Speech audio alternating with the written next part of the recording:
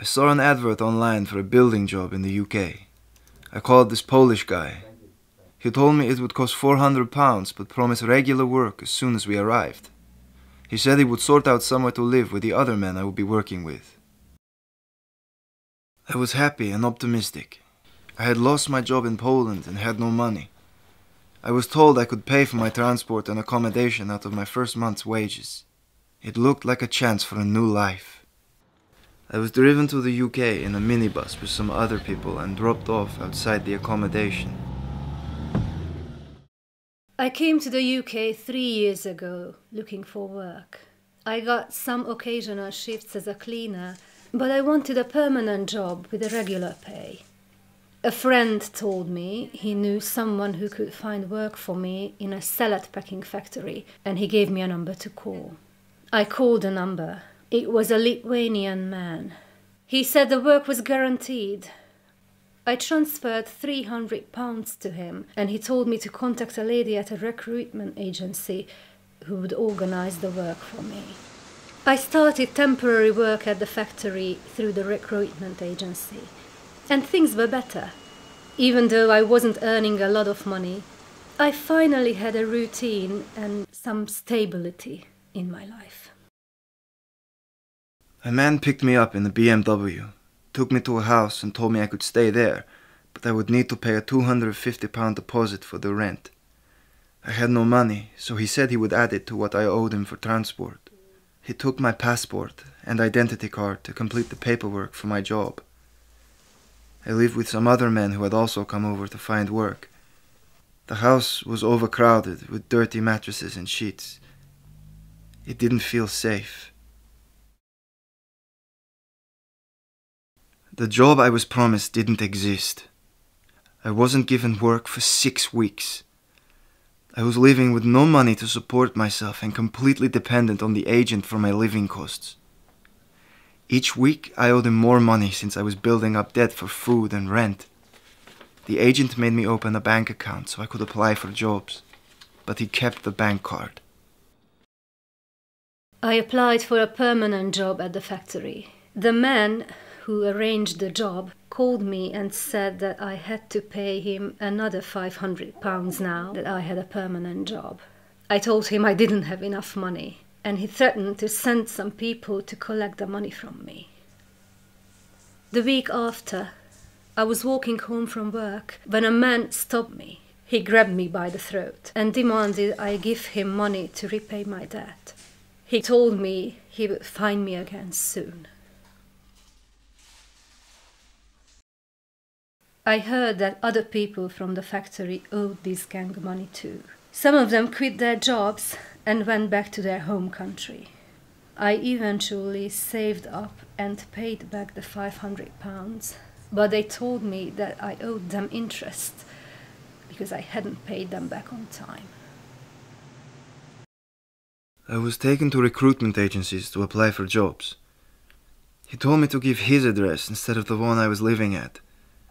He told me a mobile phone number to give, as the recruitment agency would text me when more work was available. I was given a temporary job packing chicken in a factory. As soon as I was paid each week, he would use my bank card to take out all of my wages to cover the money I owed for travel and accommodation. He gave me only £20 a week to buy food.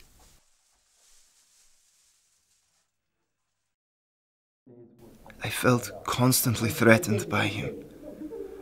Once, when I had been given only 3 days' work, he got angry and punched me in the face, leaving me with a black eye. I felt ashamed that I had got myself into this situation, but there was no one I could turn to for help. He had total control of my life, and I didn't think I would ever get out of the debt I was in. At the weekend I went to do my shopping with a friend, and we were attacked by the gang. I was pushed around, and my friend tried to argue with them. They broke her jaw, and she had to be taken to hospital. I was terrified. My life was totally miserable. I didn't leave the house for months, except for work. And I couldn't sleep because I was too scared that the gang might come to my house in the night. I wanted to ask for help, tell someone what was going on, but I didn't know who could help. I thought about calling the police, but I didn't know if they would understand or help, and I was scared that the gang would find it out. A detective came to my house with a Lithuanian translator and said he was investigating a gang that had been threatening workers in the area. He said that he could protect me from them. I told him everything that had happened, and he asked me if I would be willing to give evidence in a trial. After I had worked and lived like this for over a year, the police and Gangmasters Licensing Authority came to my house one day. They took me to a place where I could recover, be helped to find a good job, support myself. This is all I ever wanted. 4 men were arrested from the gang. And later I found out that there were dozens of workers at the factory who had been threatened by this gang.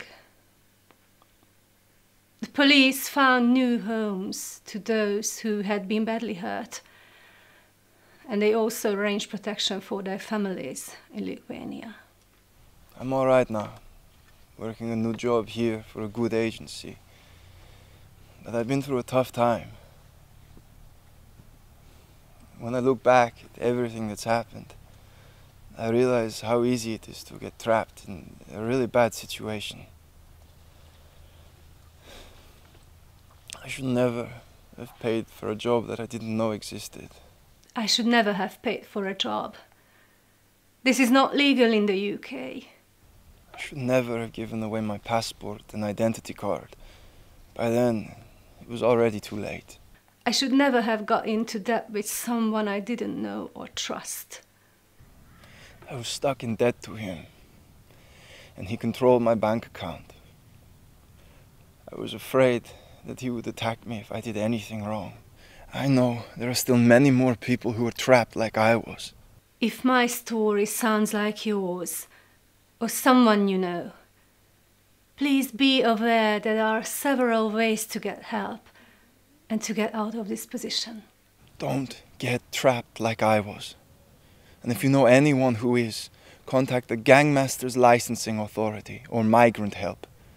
Anything you say will be kept confidential. If you are being threatened, or you think you are in immediate danger, please call the police by dialing 999. Don't suffer in silence.